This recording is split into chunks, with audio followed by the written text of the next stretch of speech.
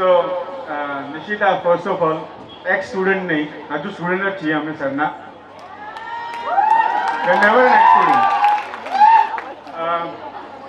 તો તમે લોકો અહીંયા પ્રોબેબલી સરને 2000થી ઓળખતા હશો, બટ સર અમારી લાઈફમાં ઓલમોસ્ટ 30 વર્ષ પહેલાં આવ્યા હતા.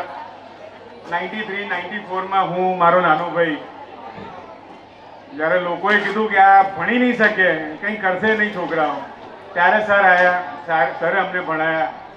હી showed the confidence in us that what we are today. Sir, thank you so much.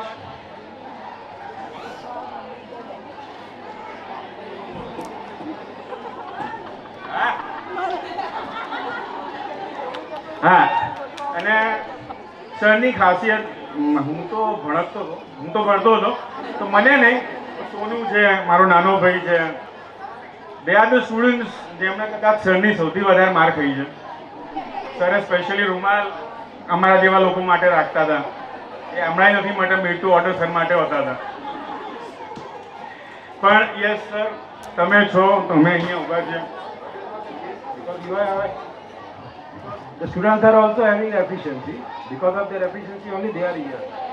I am no doubt, I am the supporter, but most important, they have worked very, very hard. And whatever they are in the life, because of them also, and most important, because of their parents also.